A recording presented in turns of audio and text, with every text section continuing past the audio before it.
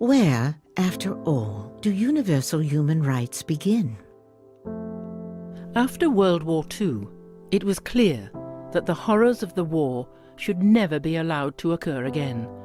Founded in 1945, the United Nations sought to prevent future atrocities by affirming, in its foundational charter, faith in fundamental human rights, the dignity and worth of the human person, and a commitment to promote better standards of life in larger freedom.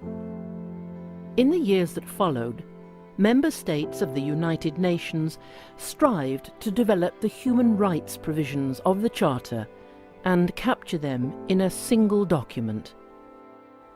It took 3 years to agree on a common vision. On the 10th of December 1948, the General Assembly of the United Nations adopted the Universal Declaration of Human Rights as a common standard of achievement for all peoples and all nations. Still, it is the first step in a great evolutionary process. It is the first occasion on which the organised community of nations has made a declaration of human rights and fundamental freedoms, and it has the authority of the body of opinion of the United Nations as a whole. And millions of people, men and women and children all over the world, will turn for hope and guidance and inspiration to this document. While history alone can determine the historic significance of an event, it is safe to say that the declaration before us may be destined to occupy an honorable place in the procession of positive landmarks in human history. The Declaration consists of a preamble and 30 articles, with Article 1 powerfully proclaiming that all human beings are born free and equal in dignity and rights. No discrimination, right to life, liberty and security, no slavery, no torture or cruel, inhuman or degrading treatment or punishment, equal protection of the law, no arbitrary arrest, detention or exile, fair and public hearing, no arbitrary interference with privacy, right to freedom of movement, right to seek and enjoy asylum, right to a nationality, right to marry and to found a family, right to property, freedom of thought, conscience and religion, freedom of opinion and expression, freedom of peaceful assembly and association, right to take part in government, right to work, right to rest and leisure, right to food, clothing, housing, medical care and social services, right to education, right to participate in cultural life. These human rights are not country-specific.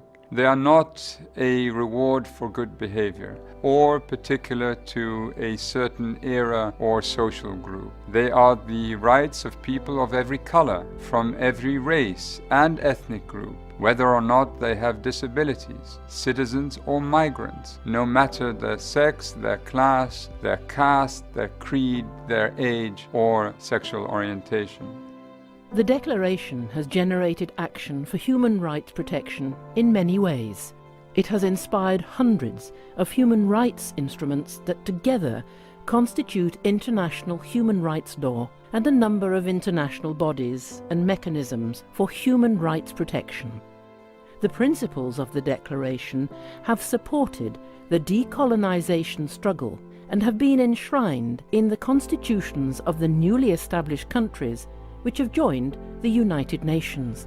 The Declaration has inspired national and regional human rights protection systems, including legislation and institutions.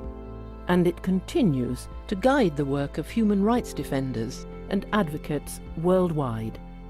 Today, the Declaration is available in more than 500 languages and dialects, and it has obtained the Guinness World Record for the most translated document in the world. The 10th of December, the day on which the Declaration was adopted, is celebrated each year as Human Rights Day. the Declaration emphasizes the relevance of human rights in our daily lives. Where, after all, do universal human rights begin? In small places, close to home, so close and so small that they cannot be seen on any maps of the world. Yet they are the world of the individual person, the neighborhood he lives in, the school or college he attends, the factory, farm, or office where he works. Such are the places where every man, woman, and child seeks equal justice, equal opportunity, equal dignity without discrimination. Unless these rights have meaning there, they have little meaning anywhere. Without concerted citizen action to uphold them close to home, we shall look in vain for progress in the larger world.